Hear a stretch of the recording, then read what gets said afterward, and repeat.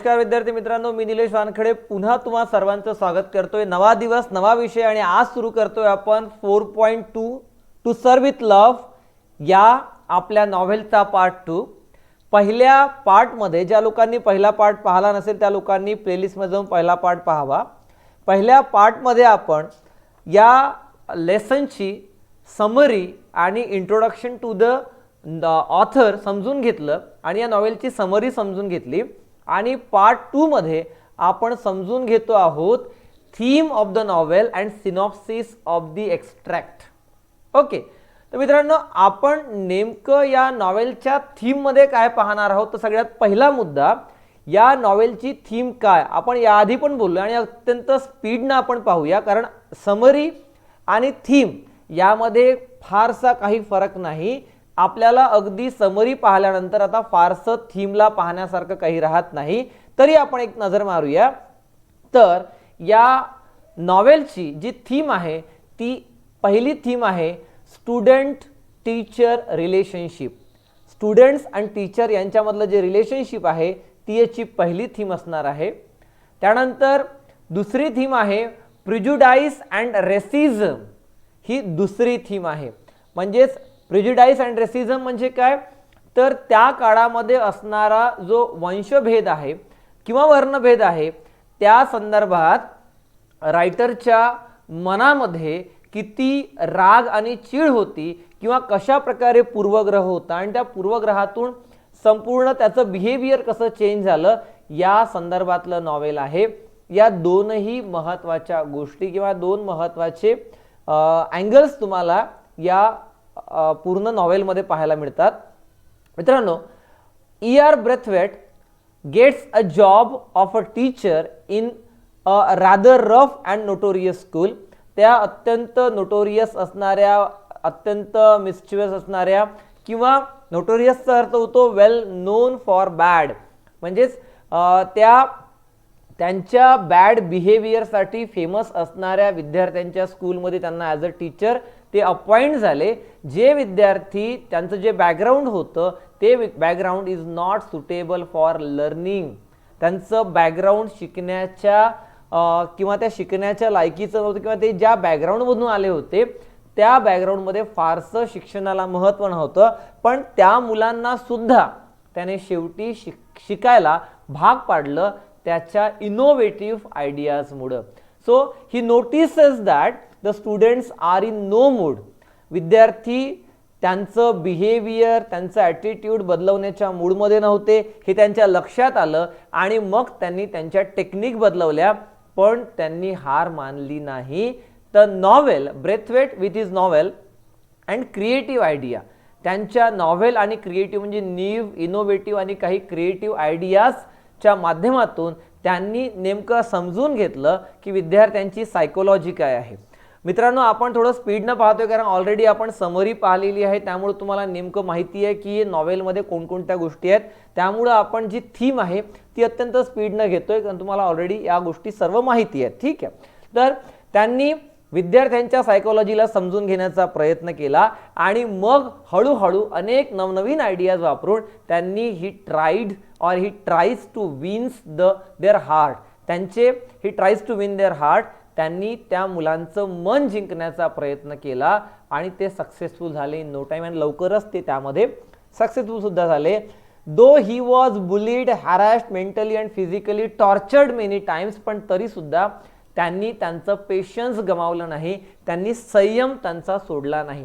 त्यांना बरेचदा हॅरेसमेंट झाली, ते मेंटली आणि फिजिकली टॉर्चर्ड केल्या गेले, पण तरी सुद्धा त्यांनी त्यांचा पेशन्स सोडला नाही, त्यांनी त्यांचे प्रयत्न सुरू ठेवले आणि शेवटी with the novel ideas and techniques, with the implementation of novel ideas and techniques, त्यांनी शेवटी he brings a significant change in the students lives, विद्यार्थ्यांच्या जीवनामध्ये त्यांनी फार मोठा बदल घडवून दाखवला। अशा प्रकारचं ते व्यक्तिमत्व होतं, त्यांनी या सर्व गोष्टी करून दाखवल्या। The racism prevalent in Great Britain, त्या काळामध्ये ग्रेट ब्रिटनमध्ये त्या काळामध्ये मिड 1940s मध्ये त्या काळामध्ये मोठ्या प्रमाणात काय होती, प्रिव्हॅलंट म्हणजे बेटा मोस्ट कॉमन इन त्या पर्टिक्युलर टाइम किंवा पर्टिक्युलर एरियामध्ये एखादी गोष्ट जर मोस्ट कॉमन असेल त्याला प्रिव्हॅलंट म्हणतात. म्हणजे त्या काळामध्ये ग्रेट ब्रिटनमध्ये रेसिझम, अगदी जो भेदभाव होता, वर्णभेद, वंशभेद जो होता तो खूप मोठ्या प्रमाणात वाढलेला होता त्या टाइम पिरियडमध्ये. आणि त्या टाइम पिरियडमधलं प्रेझेंटेशन किंवा रिफ्लेक्शन, त्या वेळेचं एक सोशल कंडिशन किंवा सोशल रिफ्लेक्शन दाखवणारं हे नॉव्हेल आहे. So in this the narrator cites repeated incidents in which he experiences the racism of white Britain. तिथं ते त्यांनी पूर्ण नॉवेलमध्ये, आता आपल्याला पूर्ण नॉवेल तर नाही आहे, फक्त आपल्याला समजून घ्यायचं आहे की पूर्ण नॉवेलमध्ये त्यांना आलेले जे एक्सपिरियन्सेस आहेत, वारंवार त्यांना वेगवेगळ्या ठिकाणी ते एक्सपिरियन्सेस आले. त्यांना कुठं कुठं आले एक्सपिरियन्सेस, ते जेव्हा जेव्हा जर्नी करायची ग्रेट ब्रिटनमध्ये, तेव्हा तेव्हा त्यांना त्या स्कूल बसमध्ये, जॉब इंटरव्ह्यूला गेल्यानंतर किंवा ग्रेनस्लेट स्कूलमध्ये, वेगवेगळ्या ठिकाणी जेव्हा घर शोधायला गेले तिथं, रेस्टॉरंटमध्ये किंवा जिथं जिथं ते गेले त्या प्रत्येक ठिकाणी त्यांना या सर्व प्रॉब्लेम्सचा किंवा या रेसिझमचा सामना करावा लागला. आणि त्यामुळं, या सर्व गोष्टींमुळं त्यांचा एक दृष्टिकोन बनला किंवा त्यांच्या मनामध्ये एक प्रकारची घृणा निर्माण झाली आणि त्यांचा एक पूर्वग्रह दूषित झाला.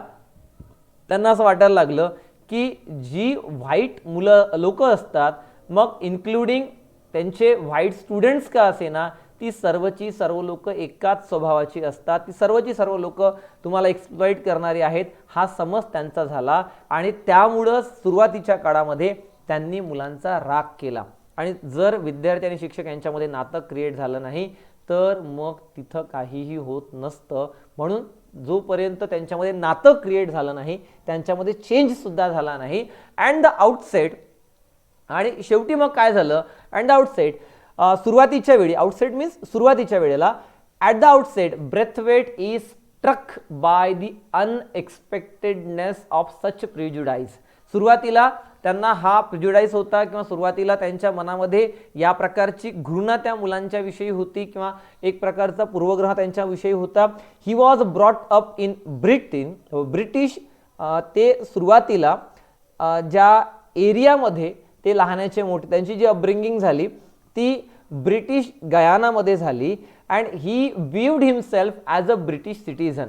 आणि ते स्वतःला कन्सिडर करायचे की मी ब्रिटिश सिटीजन आहे, परंतु नंतर त्यांना लक्षात आलं की मी फक्त ब्रिटिश सिटीजन म्हणून माझी आयडेंटिटी नाही, तर माझी आयडेंटिटी ब्लॅक ब्रिटिश सिटीजन म्हणून आहे. म्हणजेच याचा अर्थ मी फक्त ब्रिटिश नाही तर ब्लॅक ब्रिटिश आहे, त्यामुळं मी इतरांपेक्षा वेगळा आहे, लोक मला त्यांच्यापेक्षा वेगळं मानतात. When he served great Britain in royal air force, तोपर्यंत सर्व काही ओके होतं. That gave him respect and esteem. जोपर्यंत त्यांनी देशाची सेवा केली, रॉयल एअरफोर्समध्ये होते, तोपर्यंत त्यांना अगदी रिस्पेक्ट मिळाला, आत्मसन्मान मिळाला सोसायटीमध्ये. परंतु the day he left the job, ज्या दिवशी त्यांनी जॉब सोडला, he finds himself to be an outsider. म्हणजेच ते आपल्याच देशामध्ये आउटसाइडर वाटायला लागले. ते आपल्या देशातील लोकांपैकी एक वाटत नव्हते लोकांना, म्हणजेच ते आपल्याच देशामध्ये परके वाटायला लागले. Braithwaite's extensive experience and education was of no use in job interviews. म्हणजेच जेव्हा जेव्हा ते जॉब इंटरव्ह्यूसाठी गेले, त्यांचा जो ब्लॅकनेस आहे, त्यांचा जो वर्ण आहे, त्यांचा जो वंश आहे, तो प्रत्येक वेळी त्यांच्यासाठी प्रॉब्लेम ठरला.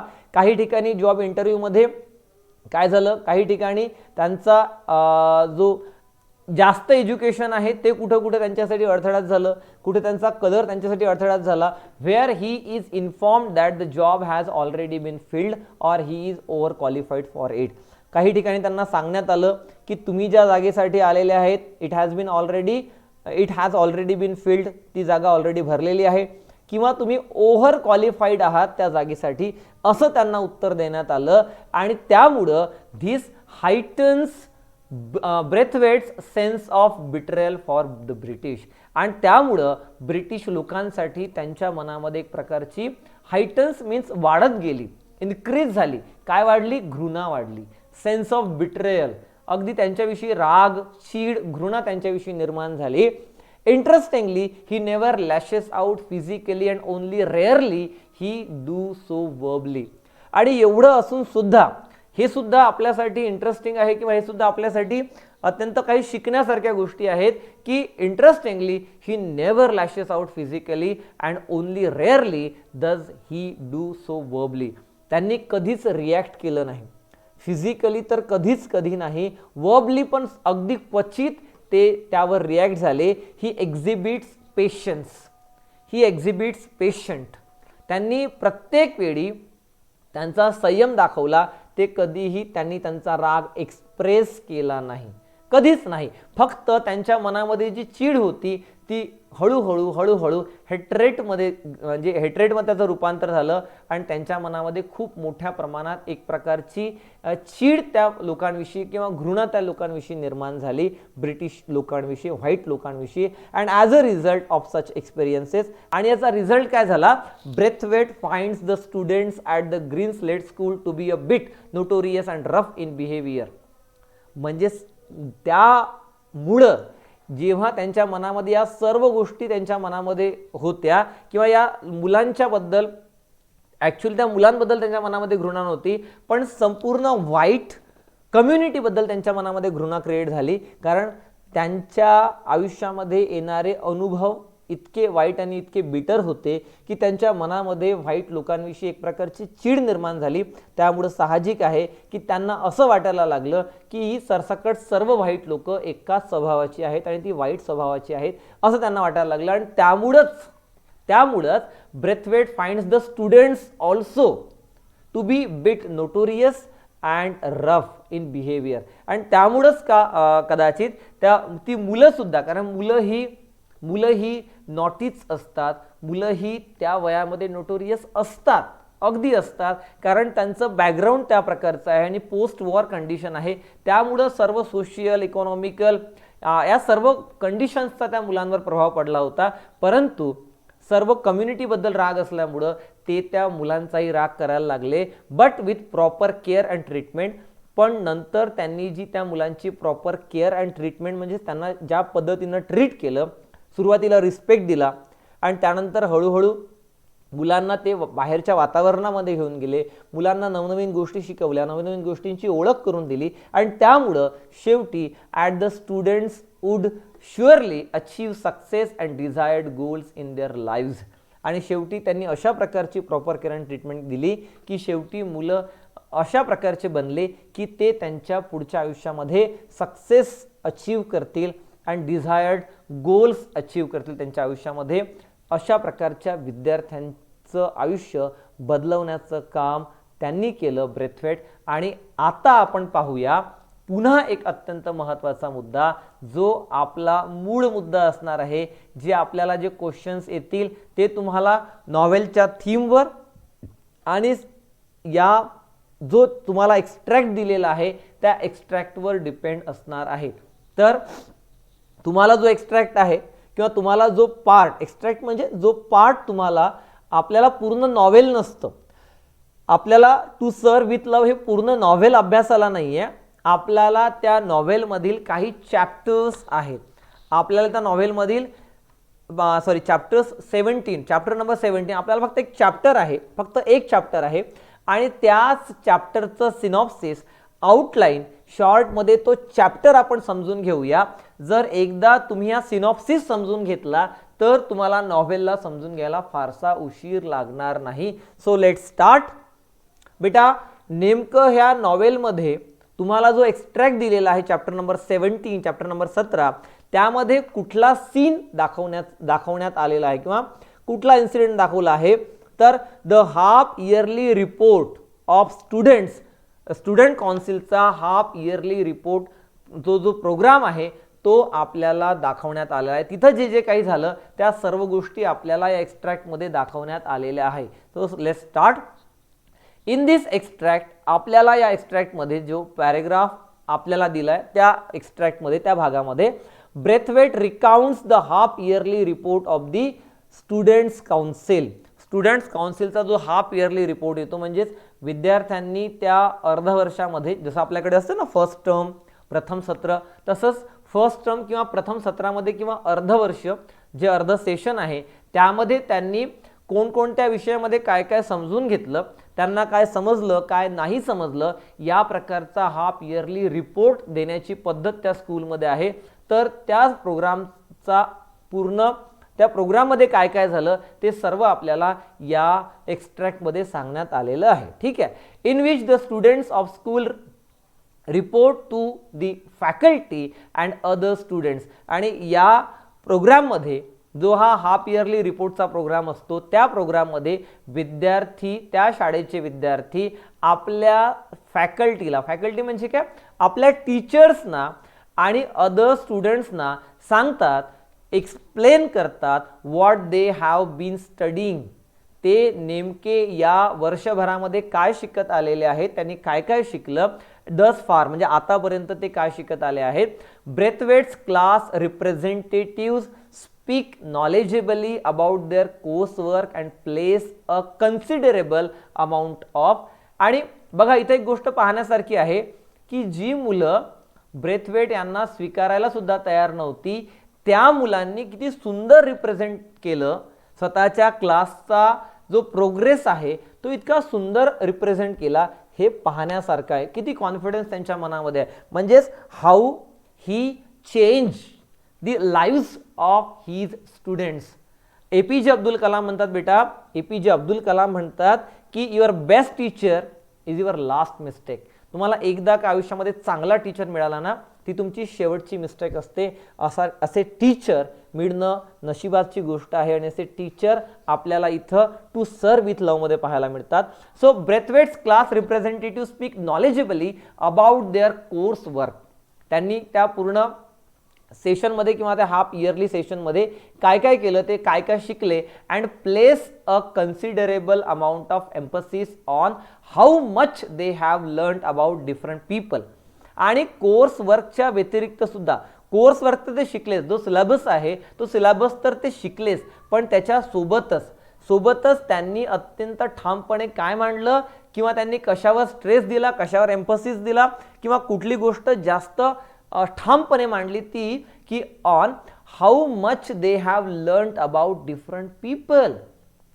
नेमकं अभ्यासाच्या व्यतिरिक्त त्यांनी काय काय शिकले, तर learned about different people, culture, customs and the importance of international and interracial cooperation. आम्हाला आमच्या सरने या शिक्षणासोबतच, सब्जेक्ट सोबतच आणखी कुठल्या गोष्टी शिकवल्या जे प्रत्येक टीचरनं मुलाला शिकवायला पाहिजे. कोर्स बुकच्या व्यतिरिक्त, कोर्स वर्कच्या व्यतिरिक्त डिफरंट पीपल, वेगवेगळ्या लोकांविषयी, आपल्या व्यतिरिक्तही आपल्या अवतीभोवती जी लोक आहेत त्या प्रत्येक व्यक्तीचा सन्मान केला गेला पाहिजे, प्रत्येक व्यक्तीला महत्त्व दिलं गेलं पाहिजे. एव्हरी ह्युमन बिईंग इथं काय करतो, तो सन्मान डिझर्व करतो. Every human being matters. Different पीपलबद्दल, कल्चरबद्दल, कस्टम्सबद्दल, प्रथा परंपरा याबद्दल, आणि इंटरनॅशनल आणि इंटररेशियल कोऑपरेशन, म्हणजेच प्रत्येक देशाने आणि प्रत्येक समाजाच्या घटकाने, प्रत्येक वंशाच्या घटकाने एक दुसऱ्याला कोऑपरेट करून संपूर्ण मानवजातीचा कसं कल्याण करता येईल, कसं सर्वांचं कल्याण करता येईल, हे शिकवण्याचं काम आमच्या टीचरनं केलं. हे ते सांगतात आपल्या त्या प्रेझेंटेशनमध्ये. ओके, चला पुढे जाऊया. सोबतच Miss Joseph and Denham, both students of Braithwaite's class.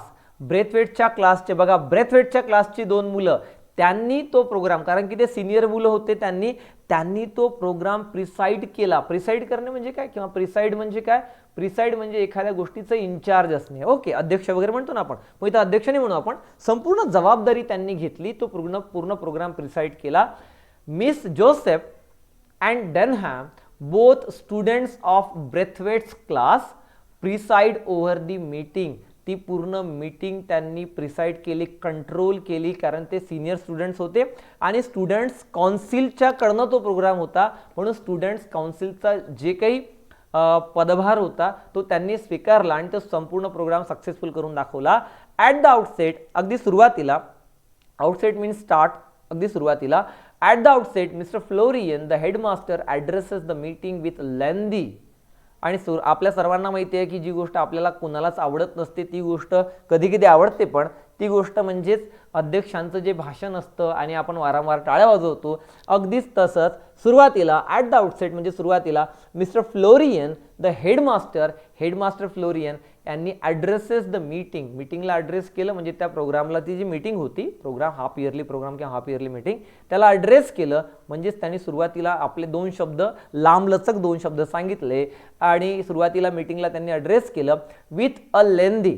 परंतु जरी ही स्पीच लेंदी होती बट वेल रिसिव्ड म्हणजे प्रत्येक मुलानं ती रिसीव्ह केली, प्रत्येक मुलानं कॉन्सन्ट्रेशन ते ऐकली, त्याला म्हणतो आपण वेल रिसिव्ड प्रेझेंटेशन. म्हणजे वेल रिसिव्ड चांगल्या पद्धतीनं मुलांनी ते स्वीकारलं, रिसीव्ह केलं, म्हणजेच त्यांची स्पीच मुलांना आवडली.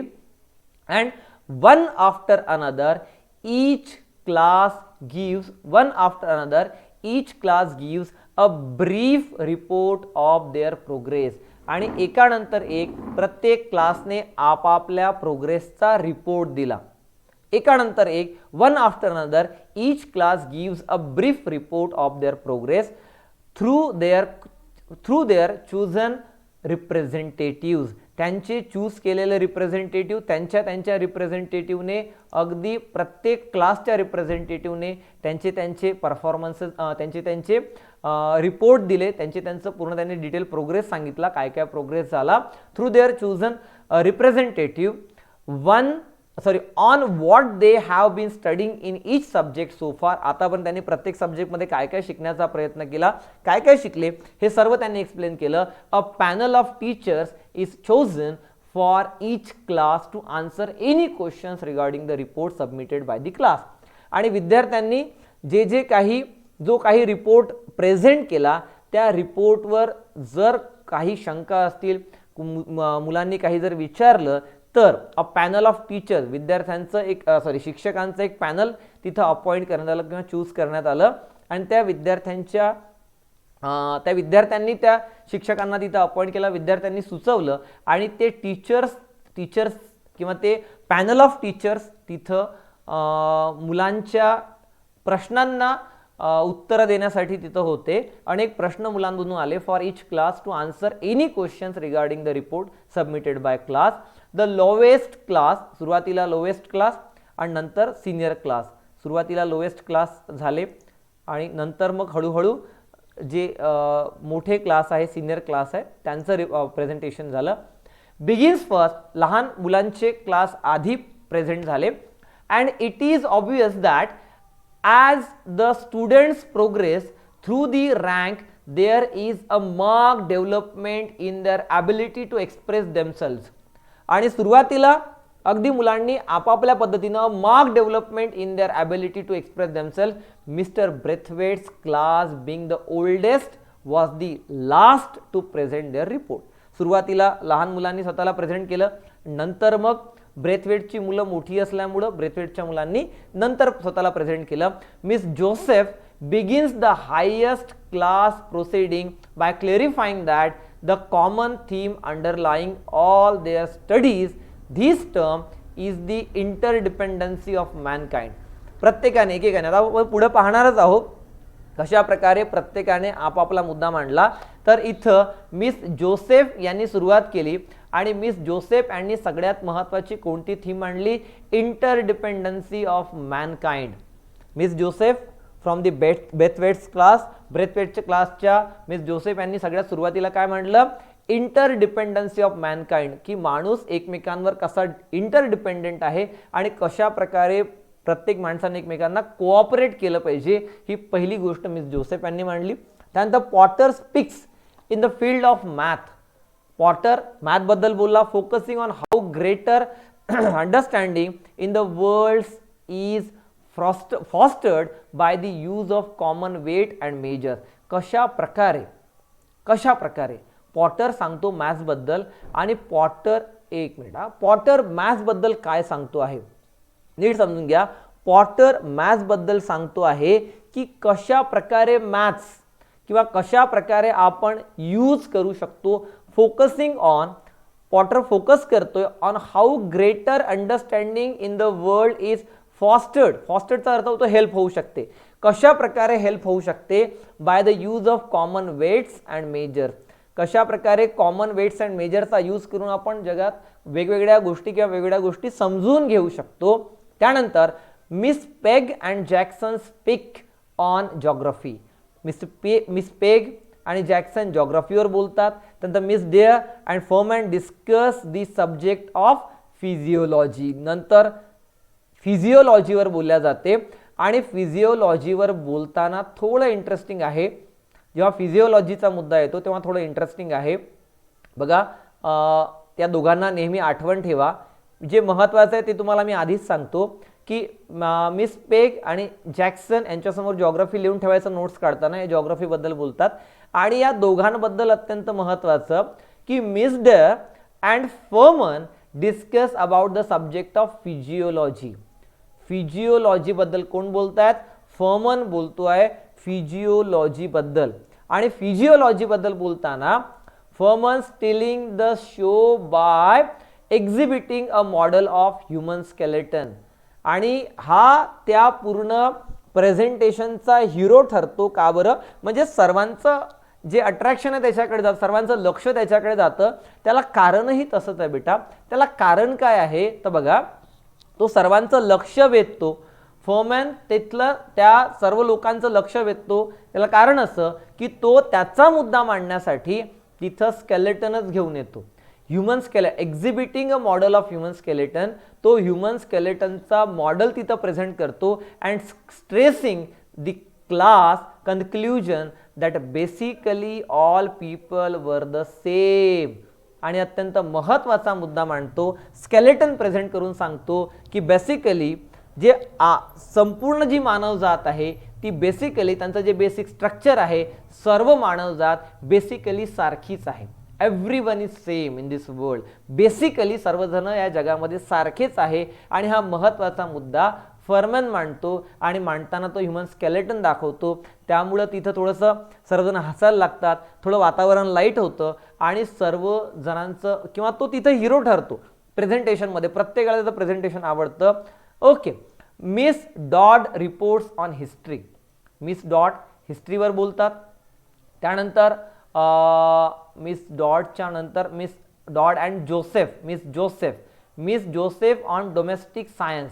मिस जोसेफ डोमेस्टिक सायन्सबद्दल बोलतात. डोमेस्टिक सायन्स काय असतो तर डोमेस्टिक सायन्स म्हणजे नेमकं a subject which involves cookery, swimming and house hold works. की एक ज्या सब्जेक्टमध्ये कुकरीबद्दल किंवा स्वयंपाकाबद्दल किंवा सिविंगबद्दल, शिवणकामाबद्दल किंवा घरगुती कामांबद्दल शिकवलं जातं. आणि हा सब्जेक्ट तुम्हाला याच्या ग्रेट ब्रिटन किंवा इंग्लंडच्या सारख्या त्या देशांमध्ये हा सब्जेक्ट तुम्हाला कंपल्सरी सब्जेक्ट्सपैकी एक सब्जेक्ट आहे. तर Joseph on domestic science. Denham creates a stir by speaking. आणि हे सुद्धा एक महत्त्वाचं कॅरेक्टर आहे. फर्मॅनच्या नंतर एक महत्त्वाचं कॅरेक्टर आहे डेनहॅम. डेनहॅमचं कॅरेक्टर यासाठी महत्त्वाचं आहे कारण तो त्या पूर्ण प्रोग्राममध्ये एक स्टर क्रिएट करतो. म्हणजे सर्वांना तो शॉकमध्ये टाकतो. तुम्हाला आठवत असेल तर डेनहॅम creates a stir by speaking on the required subject of PT and games. तो एक महत्त्वाचा मुद्दा मांडतो आणि त्या सर्वांना आश्चर्यचकित करून सोडतो. तो काय मुद्दा मांडतो? तो म्हणतो की पीटी आणि गेम्सचा पिरियड खरोखर तेवढा महत्त्वाचा आहे का?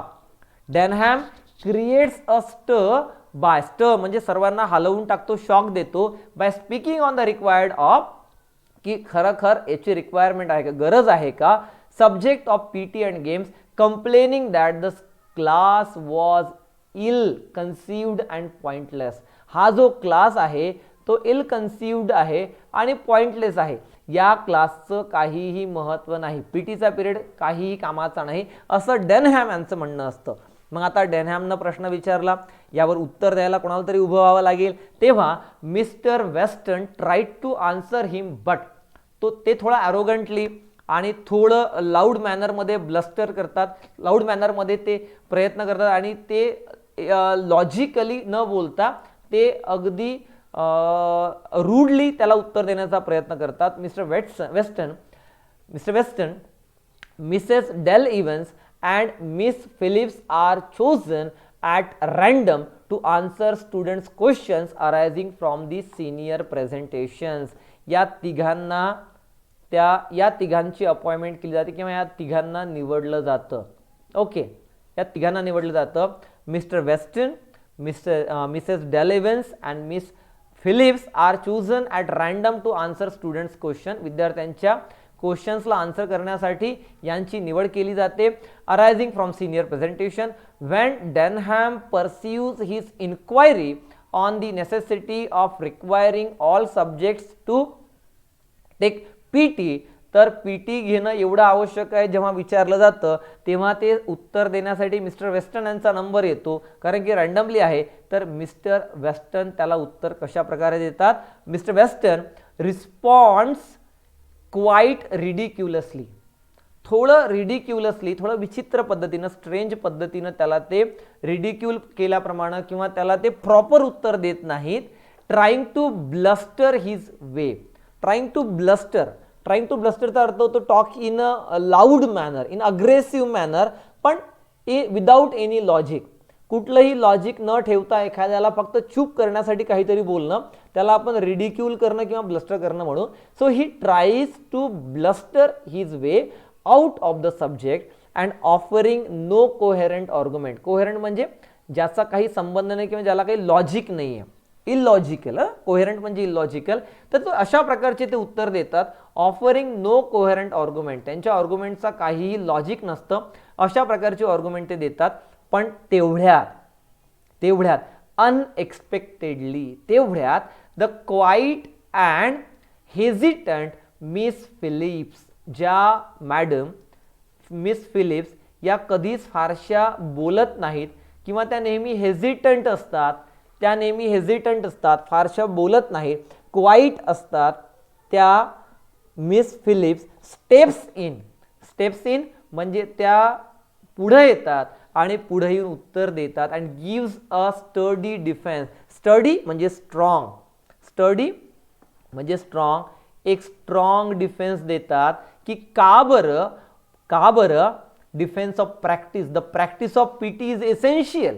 का बरं पीटीची प्रॅक्टिस किंवा पीटी करणं इसेन्शियल आहे याचा डिफेन्स ते करतात. अँड डेनहॅम, आणि अत्यंत उत्तम डिफेन्स केल्यामुळं Denham knowing that he has been outwitted, की त्याला एखाद्याला जेव्हा आपण बोलण्यामध्ये हरवतो, एखाद्याला आपण आपल्या आर्ग्युमेंटने, बरं योग्य आर्ग्युमेंटने, आपण मिस्टर वेस्टन प्रमाणे नाही काहीही बोलून, आपण जेव्हा एखाद्याला आपल्या योग्य आर्ग्युमेंटने जेव्हा बोलण्यामध्ये हरवतो तेव्हा आपण त्याला आउटविटेड म्हणता येईल आपल्याला. ओके, जेव्हा त्याला कळतं की ही हॅज बीन आउटविटेड, त्याचा बोलण्यामध्ये पराभव झालेला आहे, जेव्हा त्याला कळतं तेव्हा तो has no choice but respectfully ceases म्हणजे बंद करणे, to stop his heated prostate.